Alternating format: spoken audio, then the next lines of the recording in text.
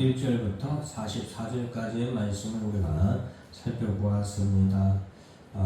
요한복음 11장의 말씀 좀 길지만 우리가 살펴보았는데 제목은 나는 부활이요 생명이니 라는 제목을 이렇게 붙이게 되었습니다. 요한복음은 나는 예수님께서 선포하신 에고 에이미, 헬라어로는 에고 에이미, 즉 나는 뭐뭇이다, 나는 뭐뭇이다, 나는 부활이요 생명이다 라고 오늘 예수님께서 말씀하신 이런 예수님의 자기 정체성 선언에 대해서 굉장히 많이 언급하고 있습니다. 어떻게 보면 그러한 그 예수님께서 나는 어떤 사람이다, 나는 어떤 그리스도다, 나는 어떤 하나님이다 라고 예수님 자신에 대해서 말한 것을 우리에게 전하는 것이 사도 요한의 의무가 아닌가 그렇게 생각될 정도입니다. 그래서 예수님께서 자기 자신의 정체성에 대해서 나는 누구다, 에고 에이미, 나는 무엇이다 라고 하신 이 말씀들을 우리가 좀 잘 기억을 하고 그 부분을 우리가 또 잘 익히고 배워야 되겠습니다. 그래야 성경이 무엇을 말하고 성경이 말하는 예수가 어떤 예수를 말하고자 하는지 우리가 알 수 있기 때문이죠. 오늘 예수님은 나는 부활이다, 나는 생명이다, 이 두 가지에 대해서 우리에게 말씀해 주고 계십니다. 자, 그 말씀의 배경은 베다니 마을로 가게 되는데 이 베다니에 나사로라 하는 청년이 살고 있었습니다. 이 나사로의 두 너희는 막달라 마리아와 마리아라고 할 수 있겠습니다. 자, 이 나사로가 병들어서 죽게 되었는데 우리가 하나 볼 것은 4절 말씀, 예수께서 들으시고 이르시되 이 병은 죽을 병이 아니라 하나님의 영광을 위함이요 하나님의 아들이 이로 말미암아 영광을 받게 하려 함이라 하시더라. 즉 나사로가 병들어 죽게 된 이 일은 하나님의 영광을 위한 일이다 라고 예수님께서 말씀하시고, 그리고 이 일을 통하여서 하나님의 아들이 영광을 또한 받게 하려고 하신 일이다 라고 우리에게 말하고 있습니다. 나사로가 병든 일은 참 슬픈 일이죠. 그런데 나사로가 병든 그 일을 통하여서 하나님이 하고자 하시는 일이 있었다. 그 하고자 하시는 일을 통하여서 하나님의 영광을 나타내시고 그 아들의 영광을 나타내기 위함이다 라는 것이 예수님의 말씀입니다. 여러분, 전에 제가 실로암 연못에서 날 때부터 소경된 자가 예수님께 나음을 얻은 그 일을 설명할 때에도 우리가 이 땅에 태어나서 살아가는 동안 우리의 어떤 것을 통하여서 하나님께 영광을 돌리기 위해서 또는 하나님의 아들의 영광을 위하여서 우리가 그러한 일을 우리가 맞이할 수 있다는 사실을 꼭 기억해야 되겠습니다.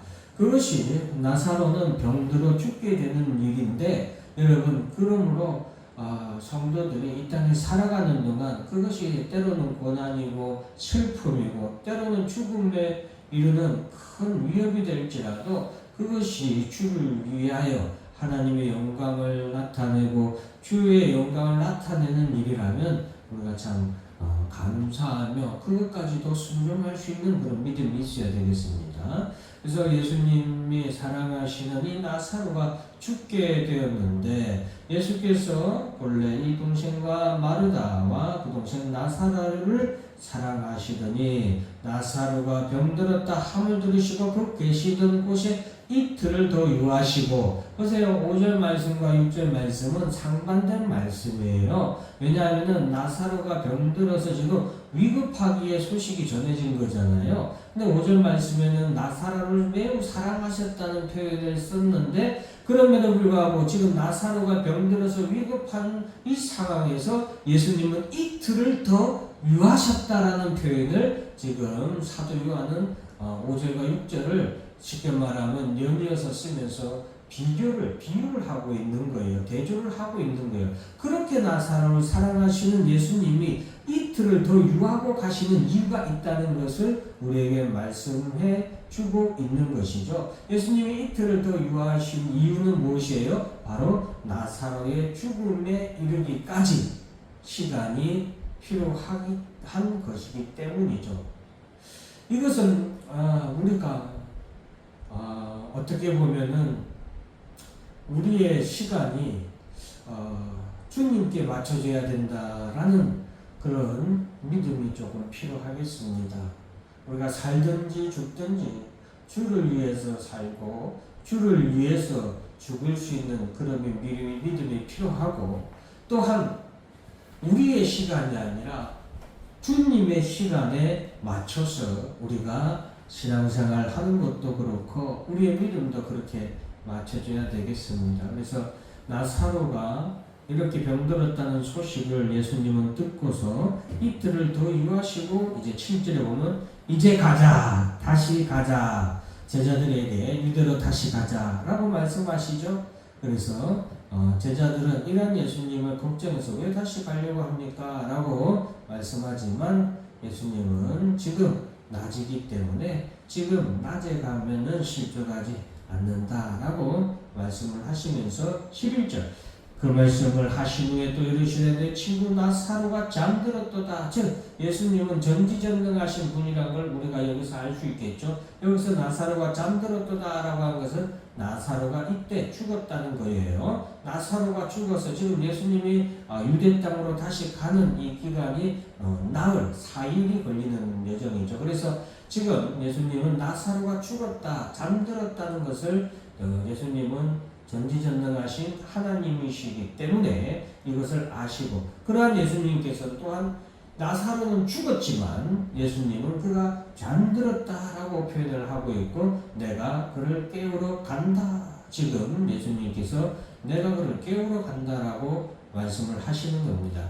물론 당연히 제자들은 예수님의 이러한 말씀이 도대체 무슨 말씀인지 전혀 이해가 가지 않죠. 잠들었으면 아픈 게 아니지 않냐. 그러니까 당연히 나올 텐데 뭐하러 지금 갑니까? 이런 말이 바로 이제 12절 말씀이고 13절 말씀은 바로 앞에서 말씀드렸던 것처럼 나사로가 죽은 것을 예수님께서 말씀하셨지만 제자들이 잘못 받아들인 것을 말씀해주고 있습니다. 그래서 예수님은 이에 밝히 이르시되 나사로가 죽었다라고 그들에게 말씀해주고 있습니다. 자, 그리고서 이제 예수님께서 나사로가 죽어 있는 무덤에 도착하게 되는데 무덤에 이른지 나흘이라 라고 표현되어 있죠. 이 나흘 예수님께서는 왜 나사로가 죽는 시간 그리고 나사로를 만나러 도착했을 때 나흘이라는 시간이 지난 이후에나 도착할 수 있도록 모든 예수님은 일정을 어떻게 보면 안배를 하시는 거예요. 미리서 도착하지도 아니하시고 나사로가 죽은 지 나흘이 되는 이날에 도착하도록 예수님께서는 그 일정을 이렇게 안배를 하신 거죠. 그것은 하나님의 영광을 나타내고 예수 그리스도의 영광을 나타내기 위한 거죠. 하나님의 영광이 무엇이고 예수 그리스도의 영광이 무엇인가는 나중에 나오죠. 자, 그런데 왜 이렇게 했냐? 그것은 사람이 죽은 지 나흘이 되면 시체, 내장, 내부가 다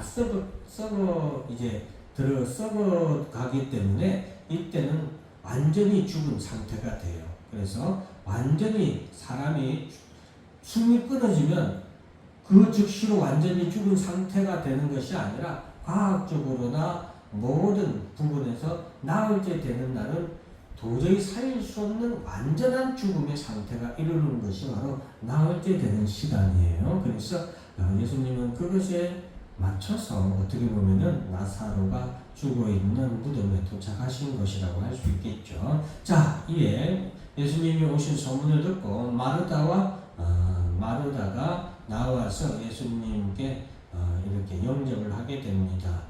자, 그리고 예수님께 마르다가 내 오라버니가 예수님이 여기 계셨다면 내 오라버니가 죽지 않았을 것입니다.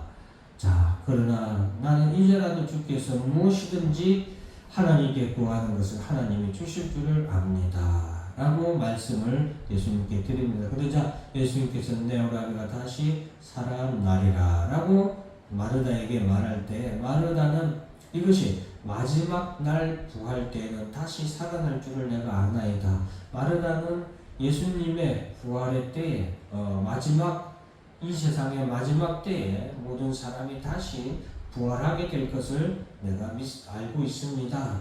그렇게 나도 알고 있습니다. 라고 예수님께 말씀하고, 그러니 지금은 그 오라버니가 다시 살아나고 부활할 수는 없다라는 것을 지금 마르다가 얘기를 하고 있는 거예요. 그에 대해서 예수님은 나는 부활이다, 나는 생명이다, 이걸 갖다가 나는 부활이요 생명이니 같이 하나의 문장으로 이렇게 볼 수도 있지만 각각 다른 문장으로 우리가 나눠서 생각할 수도 있는 문장이에요. 그래서 오히려 우리가 이해를 돕는 데는 나눠서 보는 게 더 나은 것 같아요. 나는 부활이다, 나는 생명이다 라는 것이죠. 즉 예수님께서는 나는 생명이기 때문에 내가 그 생명을 줄 수 있는 자고, 또한 예수님이 생명이기 때문에 내가 그 생명을 또한 거둘 수도 있는 분이시죠. 생명의 주관자라는 것이죠. 그리고 나는 부활이라는 거죠. 부활은 다시 사는 거예요. 다시 사는 거예요. 그래서 예수님께서 다시 살릴 수도 있고 다시 살리지 않을 수도 있는데, 자, 이 세상의 마지막 때에는 모든 사람들이 다 부활하는데 예수님은 그 모든 사람의 부활을 주장하시는 분이 바로 예수님이다라는 것을 또한 우리에게 말씀해 주고 있는 것입니다. 그래서 무릇 살아서 나를 믿는 자는 영원히 죽지 아니하리니 이것을 내가 믿느냐라고 말했을 때 마르다는 투역거렸습니다. 주는 그리스도시요 세상에 오시는 하나님의 아들인 줄 내가 믿습니다 라고 이렇게 고백을 하게 됩니다. 그래서 지금 나사로의 죽음을 통하여서 예수님이 우리에게 말씀하고자 하시는 것은 바로 나는 부활이고 나는 생명이다 라는 것이죠. 자, 그리고 이제 마리아에게 찾아가게 되고 나사로가 묻혀있는 그 무덤 앞으로 나아가게 됩니다. 자, 그런데 이제 다른 부분은 우리 여러분들이 말씀을 좀 읽으면서 보시고, 자, 38절에 보면은 이에 예수께서 다시 속으로 비통히 여기시며 무덤에 가시니 무덤이 구리라 돌로 막았거늘. 유대인 팔레스타인 지방은 이 우리나라와 흙 재질이 달라서 우리나라는 단단한 화강암, 즉 바위나 돌이나 다 단단해서 그것을 이렇게 부수거나 혹은 팔 수가 없는 어려운 그런 지형이죠. 그래서 우리나라는 땅을 파서, 부드러운 흙이 있는 땅을 파서 사람을 매장을 했는데, 이 팔레스타인 지방은 땅을 파는 것이 아니라 바위 같은 것을 팝니다. 바위 같은 것을 파거나 아니면 그런 옆부분을 파요. 왜냐하면 그 나라는 석회암, 즉 석회암이란 것은 사람이 이렇게 긁으면은 파이는 것이 석회암이잖아요. 그렇기 때문에 시체를 안치하기에는 오히려 그런 석회암을 이렇게 파서 시체를 안치하는 불을 파서 돌로 가로막는 그런 시스템이 훨씬 더 팔레스타인에서는 시체를 장사 지내기에 좋았거든요. 그래서 그런 식으로 이렇게 시체를 장사를 지냈던 것입니다. 자, 39절에 보면 보세요. 마르다가 이르되 죽은 지가 나흘이 되어서 벌써 냄새가 나는 내장이, 속에 있는 내장이 다 썩어서 그 내장에 썩은 것이 흐르는 진액으로 이렇게 구멍을 통해서 이렇게 흘러나오거든요. 그래서 예전에 우리 목사님들이 성도들이 임종을 하게 되면 염을 하러 목사님들이 다녔어요. 그 염을 할 때 목사님이 우리 죽은 소천한 성도들을 찾아가서 염을 할 때 가장 먼저 하는 것은 깨끗한 헝겊으로 그 성도의 몸을 깨끗이 닦고, 그리고 나서 헝겊으로 그 죽은 소천한 성도의 모든 구멍을 헝겊으로 다 막아요. 이렇게 안속 깊이까지 이렇게 막아요.